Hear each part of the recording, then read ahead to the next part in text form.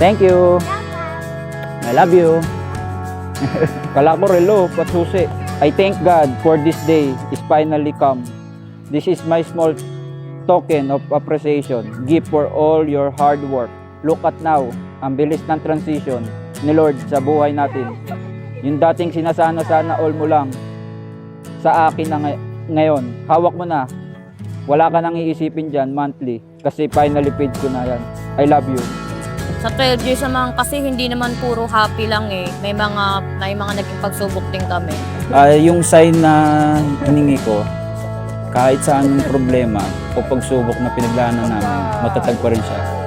Kahit anong klase ng masakit na nangyari, kahit na paulit-ulit, ano pa rin, pinilit pa rin namin dalawa hanggang dulo.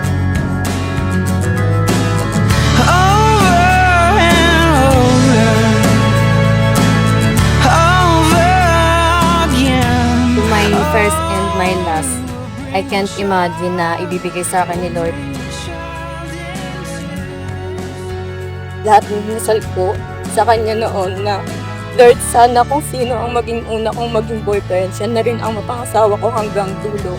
At isa yon sa mga hiling kong hindi ako binigo ni Lord. Sino ba ang mag-aakala na kasitmate ko lang noon ng grade 2, yun din pala mapapangasawa ko ngayon. Amazing thing.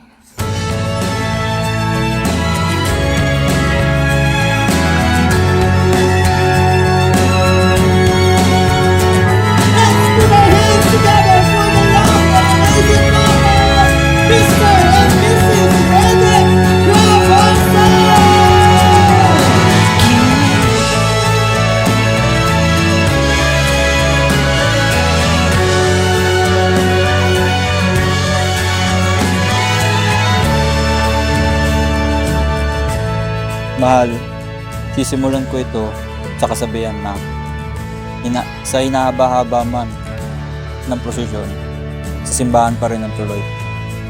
11 years ago, since when we started our love story, and after 11 years, we decided to be as one, married couple. Hindi naging madali sa simula, maraming pagsubok ang dumating. Maraming naging problema, financial, spiritual, at emotional. Pero ito pa rin tayo, nandito sa harap ng altar ng Diyos, nakatayo para pagtibayin at patatagin pa ang pagsasama nating sa mga darating pang taon nating magkasama. Uy, iba na mulawin. I can't remember when you weren't there, when I didn't care for anyone but you.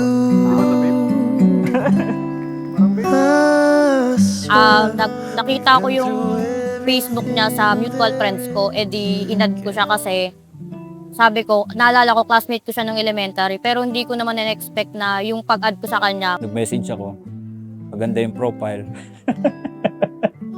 Ayun, sabihin na natin yung totoo. Ayun, yun. Doon nagsimula lahat. Doon nagsimula. Rizel, kay Rizel. Kay Jordana.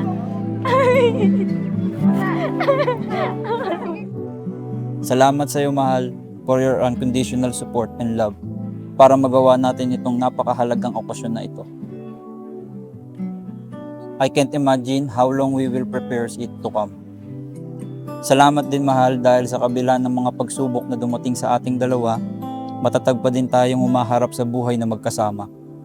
I will always and forever honor my papa kasi isa siya sa taong naging standard ko, lalo na sa pagpili ng lalaking na makakasama ko sa buhay. Lagi kong dasal na sana makatagpo ako ng lalaking kasing bait ng papa ko. Mamahalin ako gaya ng pagmamahal na binibigay sa akin ng papa ko. Sayang lang na hindi niya naabutan ng araw na ito. Pero alam ko na isa siya sa unang taong masayang masaya para sa ating dalawa. At alam kong masaya siya na tinupad mo yung pangarap niya para sa akin. Nanghihinayang lang ako kasi hindi niya ako naabutan na ikasal. Pero alam ko naman na happy siya kahit na wala na siya. Alam ko nandyan pa rin siya.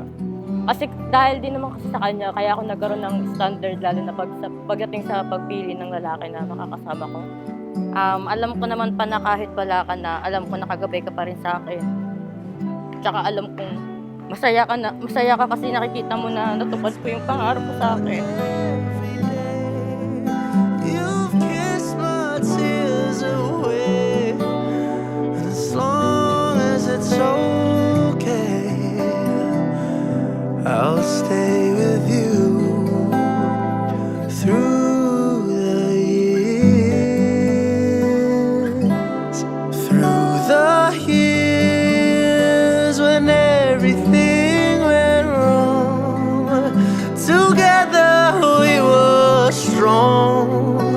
I know that I belonged right here with you through the years.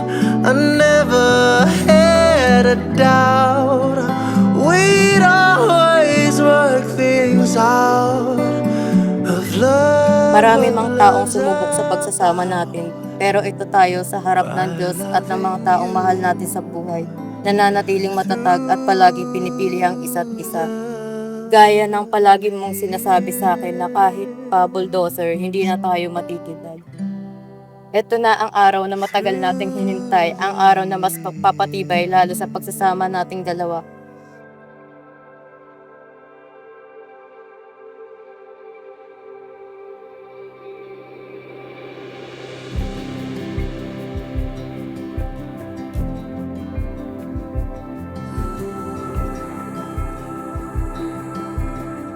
Ang buhay ng isang seaman at ang kanyang asawa ay isa sa mga pinaka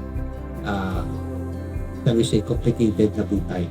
Puno ng trials, puno din ng mga privileges ng kasaganahan, pero dapat ingatan kasi kung hindi tayo marunong mag-handle nito, hindi tayo matulong mag-manage ng mga bagay na yan, mahirap, no?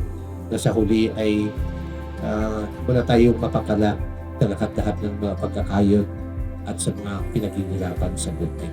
No, so Raydin at Jennifer, nakikita ninyo, no? Kaya dapat meron kayong tanong sa buhay, may vision kayo sa buhay. Tanongin niyo yung sarili ninyo, bakit pinagtagpo kayo ng Panginoong Diyos para sa isa't isa? Hi mahal, ito na yung araw na pinaka-inaantay natin. Bago natin narating yung araw na to, marami tayong naging struggle. Alam mo naman yun, pero sa huli, tayo pa rin yung mas pinili pa rin natin yung isa't isa at palagi natin pipiliin yung isa't isa.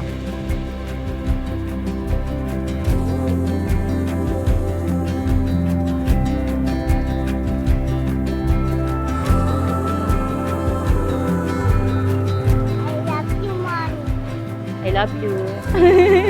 Ito, Mommy. Wow.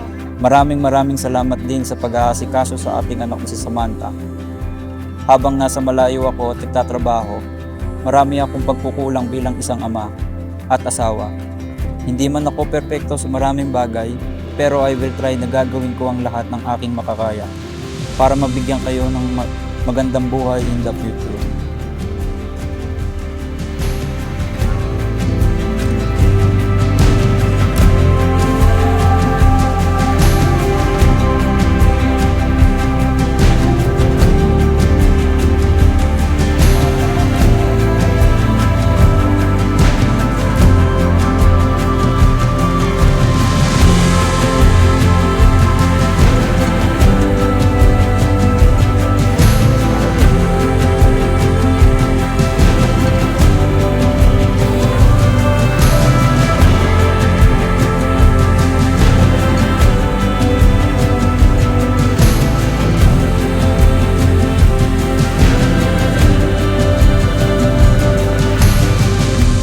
Song of Solomon, chapter 8, verse 6 to 7. Set me as a seal upon your heart, as a seal upon your arm. For love is strong as death, jealousy is fierce of the grave.